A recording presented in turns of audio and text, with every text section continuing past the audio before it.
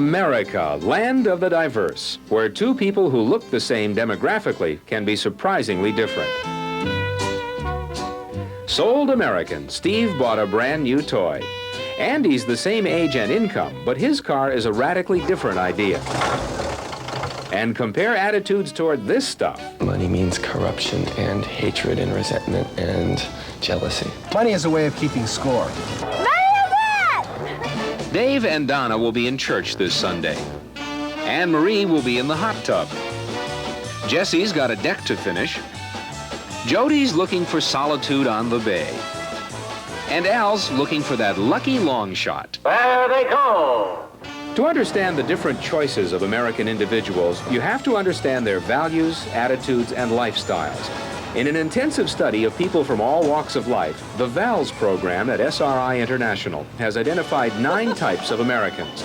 We're going to look at these 9 classifications one at a time, first studying their widely different values, then seeing how these affect their lifestyles.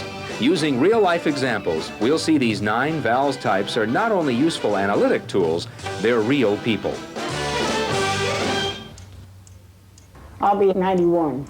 My birthday's in February. Now, you know, that's a long time. And I've seen lots of changes.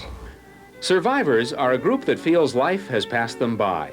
Sidelined by the frailties of age or by poverty, they're watching a modern world from the outside. They're not a part of it, and they don't trust it very much.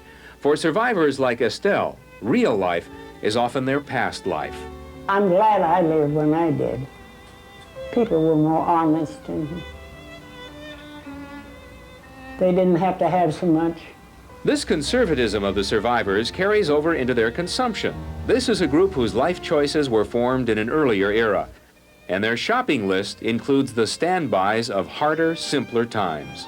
From the age 12, I was on my own, took care of myself, and I think I did a pretty good job. There they go! They live a life of uncertainty. A day's work on Monday, look for that lucky break on Tuesday. Borrowing money, 28%, and gamble with it. Many in the midweek track crowd are part of a Vals group SRI identifies as sustainers. I bought a brand new car, I paid most of my debt. Next 3 months, I sold my car for half the price. I mean, just money comes and goes. Sustainers live on the edge, emotionally often close to anger, financially flirting with ruin, and often bitter about their chances of making it in America. I know I don't have any future because no steady job, no steady income. But when the sustainers have money, they'll often splurge on status items.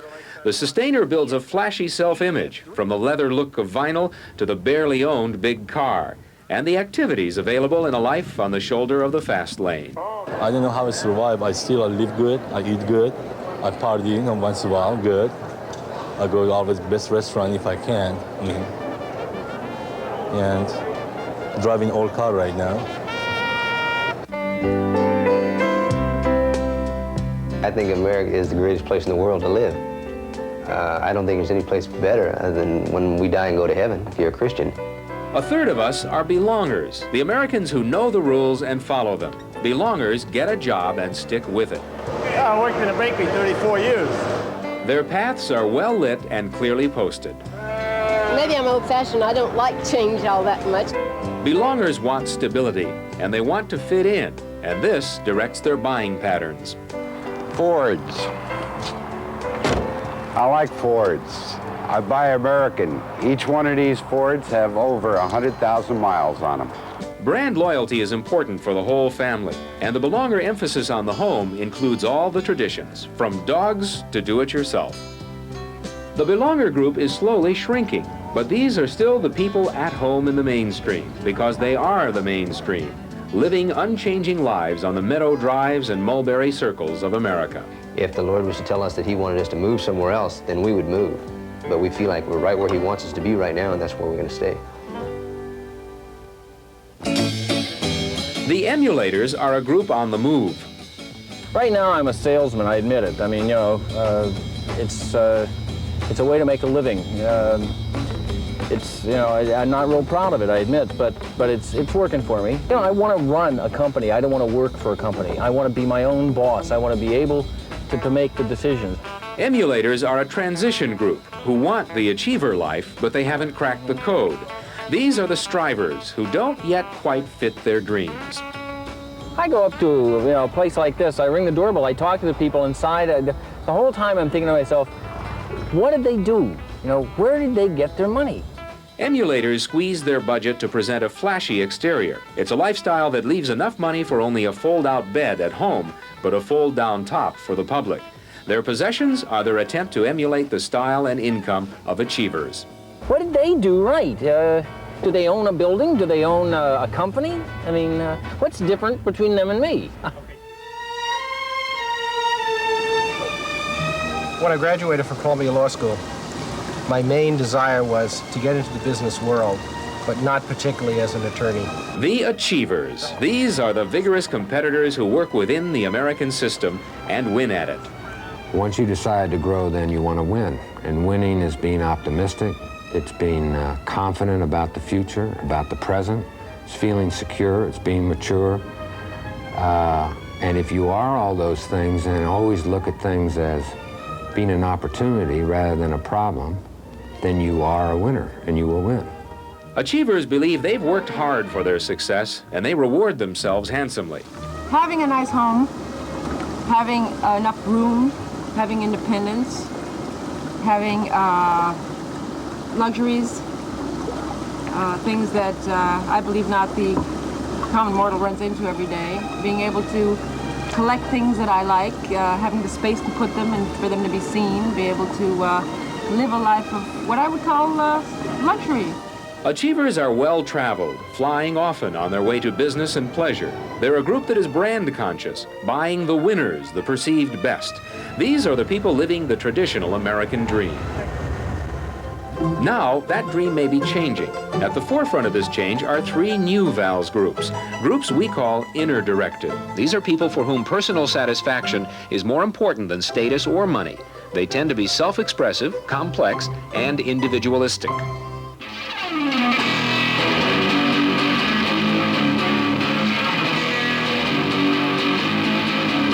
Rob is an I am me. I am me's are searching for new values, breaking away from traditions and inventing their own standards. Rob even invented his own name, Rob Noxious. My parents grew up with the American ideology of happiness, and they've been patterned and pathed into what they think life is supposed to be like. And they've tried to pass that on to me, and I've never really been content with what I'm told is supposed to, be what I want. These are the commandos in the search for inner growth. I got to work on me before I can do anything else. Because if I don't have me, then I've lost it all. No matter what I have around me falls out from under me. This group's search for new answers makes them early buyers of new trends. Many are college students. This is the group who brought back 50s clothes and ushered in 80s stereo. They buy the trend-setting sights and sounds of America.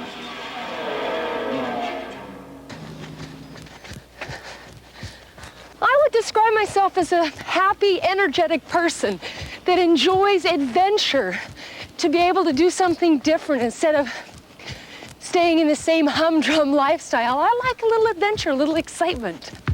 Jody is an experiential. This is a group seeking inner growth through direct experience. Experientials aren't in one place much. This is the try-anything-once crowd, and all that activity takes goods and services. Their hobbies are hands-on, and their possessions are simple, but not always simply priced. Their diets are health-oriented. Much of their activity stems from a search for inner satisfaction, and many of the experientials apparently find it. Almost all of them say, I'm happy! I'm a bookseller. I sell books. I'm a businessman. That doesn't necessarily mean that I believe in capitalism. It just happens to be what I'm doing now. And I'm doing it because I love books. I consider it not just a business, but a vocation.